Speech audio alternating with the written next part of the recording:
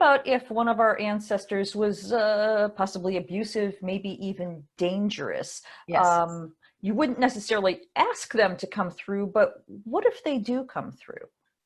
I'll give you a perfect example of that, doing a reading for a woman where several loved ones came in, and then all of a sudden I felt this male presence, and I said, oh, there's a gentleman just showed up. He's showing me shackles as if he was arrested or had handcuffs, and he's showing me a Raggedy Ann doll, and he's beating it like this. And as I was trying to discern who he was to her, she stiffened and she said, make him go away. It was shocking. And I said, you need to go away. And all of a sudden I said, oh my goodness, this doll is symbolic of you. This man beat you. It's a former husband. She said, I don't want to talk to him. Make him go away. This is the only time that had happened. And this man was accompanied by two higher beings, like guides. And I tuned in and I said, she wants you to leave. And he hung his head down, my symbol for an apology. I told my client, he's only come because he needs to apologize to you. And she said, I don't want to hear it. Make him leave. And I turned to him and I said, your message has been delivered. And that's all we can ever do, is deliver the apology. And then these guides escorted him away. Usually I don't feel beings who have really done truly horrible things, but it was so interesting to me that he was being helped by loving beings. He came to make amends. And now that's her journey to find the forgiveness. It doesn't always happen. But when we realize that by understanding that hurt people, we see that forgiveness really does end that legacy. If she or somebody like her does not accept the apology, do you believe that there's still a ripple effect in her energy field, her life, her thought process that will still create change? Or is it really up to her to allow it? The fact that he asked for an apology does help, but the fact that she couldn't offer it, there's no judgment of her, but that's an energetic block. So she's not allowing her light to shine as brightly as it could. That could possibly create a karmic issue that she might have to deal with in the future. So that's why we're here, to experience life in all of its facets. Doesn't mean it's easy, but when we can come into alignment with our true nature, which is love, things just flow better. So I would bet you that until she did find that forgiveness, she had a lot more struggle in her life. The moment we realize who we really are, expressions of love, of the light, then we start to see things flowing. We realize that's what it's all about. Mm-hmm. Okay. Now you mentioned earlier that once you cross the veil, you still got work to do. So, I mean, I know a lot of people think that as soon as you die, you become an angel and you're all wise and all knowing and all loving and you're just this marvelous being, but that's not necessarily the case. And I know time is rather meaningless when you're on the other side, but let's just use time as a shortcut word. How much time does it take for somebody to work through their stuff on the other side before they can actually come through as a well ancestor and offer healing? It's absolutely individual as we are as interconnected lights. So I will see a sign from those across the veil. When they go like this, that means my eyes have been opened. I realize it's all about shining our light. I'm really working on myself. They may show me they were very critical with their word, that they were abusive. See how I get signals like charades. And that way their loved one recognizes them. So say, for example, you had a mother who was critical and abusive. If I came in and said, oh, your mother is just waiting to hug and kiss you across the veil, she loves you so much, you'd sit back and say, that's not my mother. So they show me the way we would recognize them. Then when I see this, that means I've seen the light. Literally, I'm working on myself. I can't wait to make amends, to hug you, to meet up with you again. And it's brilliant the way they show me that. Some people, I've had others that just show up and they hang back, and just making their presence known is a first step, but they're still working on themselves. Then I've had others who are immediately awake and alert and free across the veil, free of baggage, free of the human issues. And that's a beautiful thing. So the thing is, that's why I say, work on yourself now rather than later. Right. Don't bring that stuff with you. Yeah. Now, what about people who have been adopted and don't know their birth family? My assumption is that you can pick up messages from their adoptive family ancestors as well as their physical family ancestors. Is that Yeah, accurate? good. It's more challenging because I'll bring through evidence from them, but if they didn't know them, then they can't validate it. So we just have to trust, especially in the middle of a reading. If we get 3 or 4 family members, family ancestors, and then someone they don't know, and I'll say, this is your adoptive father, he's showing me this and that. Because everything else was evidential, that gives us some trust that this is true. Okay.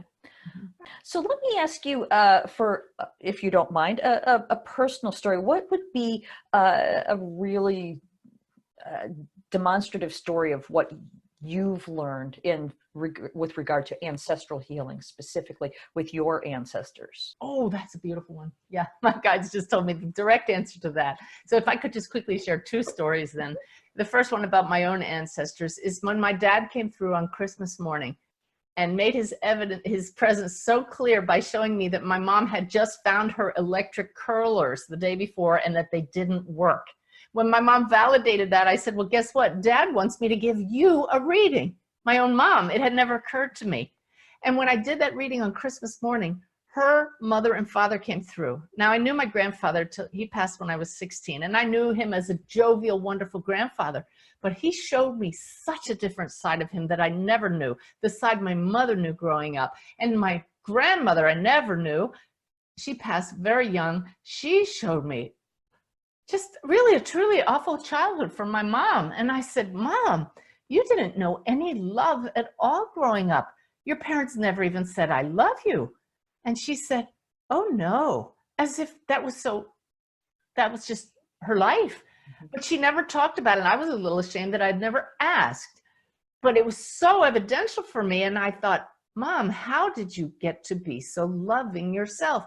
And then here's my dad. And it was, well, of course, their love for each other overcame the lack of love in both of their lives growing up. That to me was eye-opening and beautiful, very evidential for me, and healing too. It allowed me to forgive a lot of my mom's very human behaviors. Even though she was loving, we all have our faults. And so that was helpful. Right. The other point I wanted to make about making assumptions and not making assumptions was when a woman reached out to me and said, I need to have a reading and I need it now. I must have a reading. She was so insistent. I thought she needed healing badly. So I tuned in, and the only person who came through was her uncle. And she said, well, that's exactly who I needed to hear from. And I'm thinking that somehow parents or children or spouses are more important in a reading than an uncle. That was a lesson for me, and not dismissing anyone, because she wanted that reading to help her father, still here, heal. He was getting older, he was depressed, and she knew he missed his brother, her uncle. His brother came through showing incredible evidence, including high school rings that they both had because they were twins that their mother had given them.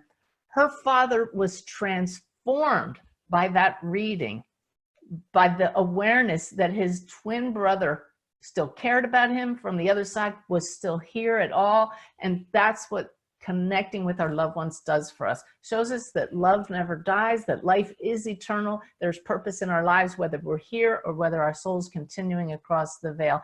Every action we take is important, so let's align it with love. All right, beautifully said. I also really love the way that when you got the message from your guide, you looked to the side and went, oh yeah, as if they are actually standing there, and there was an actual, and it's just your vibe shifted where I was actually feeling really tingly just watching you do that. They had a better story than I did. Which is always the case. So we have to remember to ask. We'll always get higher answers than our own. Right. So that, I think, was really a perfect demonstration for people who are learning this, what to watch out for. You didn't actually hear a voice that I could hear, but you obviously got information, and it was palpable. So that's, I think, a really good way for people to know this is what to listen for. I get messages when I'm in the shower, when of course I can't write them down because you can't bring paper into the shower, but yeah. Yep. And it comes in many times sounding like our own thoughts, but for me it was, no, they quickly showed me that reading for my mom on Christmas Day. And I just know their vibe so much, and they always come in here, that I recognized it. So ask your guides. And many times our ancestors are our guides, not always. We all have guides who are with us from the moment we're born. But in some cases, when we had a real strong connection with someone, they become a guide also when they cross the veil. So ask your guides to make it evident when they're around, help you to know they're with you. It's a great journey, and it never ends, and it's always full of surprises and wondrous events. So set the intention of being more connected, and it'll happen. Okay, great. I'm just one last question is coming to mind here.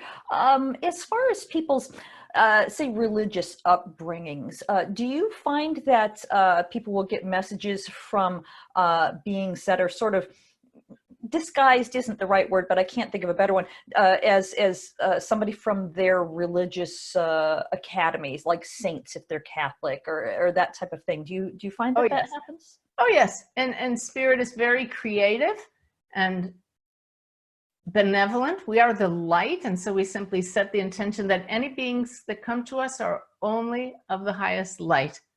And we're always protected. We just turn up the light and know that. And so we invite in whatever guidance is going to help our soul's journey. And so if we expect to speak with an archangel or with Jesus or with Buddha, that is possible. And in fact, in my classes, I share evidence of my own communications of that type. Having not been raised in any religion, that's been to me some of the most stunning evidence that I've received, showing me that we are all part of something so much greater than we may even be aware of. And when we set the skepticism aside and be open to whatever will help our soul's journey and those around us, spirit pulls out all the stops. Thanks for listening. Check out Castle Gate, a novel based on my own ancestral healing journey, at lisabonnice.com. In 1921, 4 men set off from Scotland to the United States. Will Garrock, his brother Pete, his son Willie, and his nephew Thomas, all coal miners. They left behind the miners' rows and the nationwide mining strike with its soup kitchens. Their destination was Castlegate, Utah, where they had kin to welcome them before sending for their wives and children. They prospered in America, working in one of the finest mines in Utah. Until that tragic day, March 8th, 1924. Disaster struck. 3 explosions trapping 171 men inside. Rescue crews worked tirelessly for days, but sadly, they could not save a soul. Women were widowed and children were orphaned, and some never recovered from their broken hearts. Castlegate is the true and tragic saga of a Scottish family whose dreams of finding their fortunes in the bountiful coal mines of Castlegate, Utah during the Prohibition era explode in one of the most devastating mine disasters in American history. Learn more at lisabonnice.com.